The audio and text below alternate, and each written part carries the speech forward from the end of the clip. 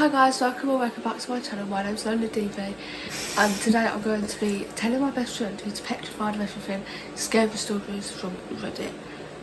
Without further ado, let's get started. This is my best friend Ez. She's terrified of literally everything, so stay on. She was in my first video actually, which is quite cute, but I'm going to be reading her some scary stories from Reddit that I found today to freak her out and freak you guys out hopefully. Okay, this first one says, true story time. I was about 4 or 5 years old and my parents had just separated. My mum was living in a 2-bedroom apartment. I had my own room, but I preferred to sleep in her bed whenever I was staying with her. Our 2 bedrooms were at the end of the hallway, directly opposite from each other. Our apartment was on the first floor, and I remember it was in the middle of the summer and my mum had her window open, which was directly above her bed. Anyways, I woke up in the middle of the night and remember sitting up and seeing our cat was sitting in front of the doorframe of my mum's room. Her door was open so you could partially see out into my bedroom. This was strange because our cat typically always stays in bed with us. As I was watching him, he walked into my bedroom and meowed. I turned to face my mum to wake her up. In the 3 or 4 seconds it took her to wake up and ask me what was wrong, we both looked back up in the doorframe and there was a man standing by my open door, making his way out of my bedroom. I still don't know how she managed to do it so quickly, but my mother proceeded to pick me up and literally throw me out the window. Again, we were on the first floor, so this was maybe a 3 or 4 drop to the ground. She quickly followed me. 3 or 4 what? Foot. Did I not say that? Oh. She quickly followed me and we were able to start screaming for help and someone called 911. The police came but didn't see any signs of forced entry. Only that our front door was unlocked, which led them to believe the man had exited that way. The strange thing was that my mum swore up and down she had locked the door that night with the deadbolt and the chain lock. About a week later she was cleaning the kitchen and opened up our water heater closet and found a notebook with names and drawings as well as a pair of gloves and some gum wrappers. The police were called again, but all they did was speculate that the man had been in our house and hid until we were asleep. I don't know. New fear unlocked, that's terrifying. No thank you. It's about 11:30 PM right now, so we're both a bit delirious, but whatever. The next one says, a terrifying but true story I experienced when I was 12. I moved to my dad's when I was 10 and didn't know anyone in the area except for my family and my dad's friends. Single mum with 3 kids. Luckily there was a girl a couple years older than me, 12 at the time that I met her, and we got to know each other a little over a couple years. Don't really understand what was going on there. We weren't close, but we ended up having the same friends. One night my friend Rob was hanging out with her and her younger brother.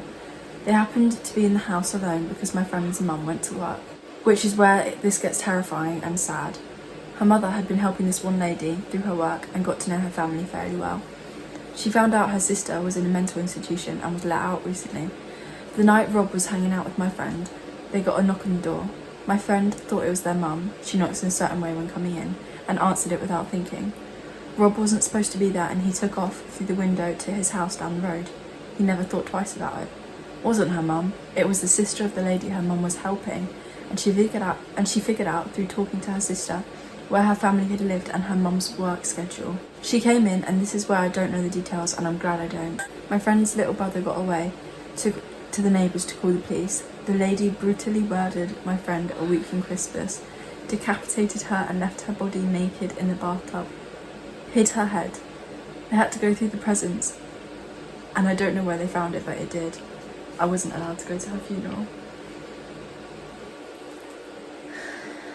Now I don't want to open any of my presents for Christmas.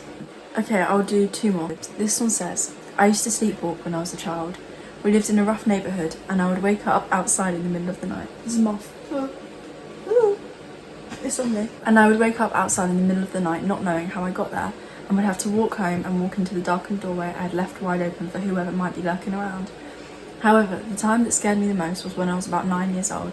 I woke up and found myself with the bedroom curtains drawn back and staring out the window. As I came awake, I noticed a very large and completely hairless man, no hair or eyebrows, etc., staring at me and slowly inching closer and closer to the window and to my face. He was looking bewildered, like he wasn't sure what he was seeing. At that moment, I realised what was going on and I started screaming uncontrollably, frozen in place and peeing down my leg.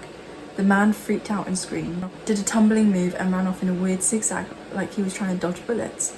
My mum woke up and thought I was probably having a nightmare. The next morning we found a screwdriver on the front porch and damage to the door jamb and the door handle. I still just about pee my pants when I tell that story, but now it's usually from laughing. I will never forget the look on his face when I started coming to life and screaming, or his high-pitched scream, or his duck and roll and dodging and bobbling all the way down the street. Who are these people that are just being creepy at your windows? Do you know what I mean? Who are these people? Last one. This one is paranormal one to end it on, to freak you out and keep you up tonight. So, the stairs to my attic had smelled like burnt hair for 3 days. I don't like that. There's an attic door right outside her door, in the ceiling. Turn it off. Oh no, I've lost it. So, the stairs to my attic had smelled like burnt hair for 3 days. Extremely odd because it was just that area and I have a very old drafty house. On day 4, I came home from work just before midnight, and as soon as I walked through the door, I felt like I had someone standing over my shoulder, breathing down my neck. The feeling was so strong that I opened my medicine cabinet so the mirror was against the wall. I also showered with the shower curtain open because I had a powerful need to see the room. After my shower, I was a little on edge until I walked past my 4-year-old daughter's bedroom. The door was closed, but I heard her talking in her sleep. Then I heard a loud crash. I slowly opened the door to find her sleeping on top of the covers and a pile of stuffed animals she insisted on sleeping with scattered across the room. I turned on the low light and looked around the room and checked her breathing. All seemed well, so I went to bed. The next morning, I asked her if she'd had a bad dream. Her. Yeah, there was a man with no arms and sauce on his face, and he kept laughing at me. I told him to go away, but he wouldn't. Then, an arm came out of the wall, threw me into the ceiling, and I crashed back down into my bed and went back to sleep. Me. Sauce on his face? Her. Yeah, red like spaghetti. So those 4 stories were from Reddit, and they say that they're true. They say that they're true, I'm not sure, but if they are, then that makes it even scarier. I'll never be doing a video of you again. Yeah, you will. But yeah, thank you so much for watching. I'll be back again very soon to talk about Thanks for watching and follow my YouTube account. I've got one video if you want to see my pet flats. And then, what's my username? I don't know, I'll link it. I'll be back again very soon to talk about absolutely nothing. Bye. You know what I really want to try? Yeah. Cold sausage patties. I do like pastry, to be fair. Pastry? Yeah, because it's like a patties. It's got pastry. It's like pastry on the outside, isn't it? A sausage patty? Yeah. It's just like a sausage burger. It's really thin. Like, that sounds you know, right. you get the sausage McMuffins from McDonald's. So that would be cool.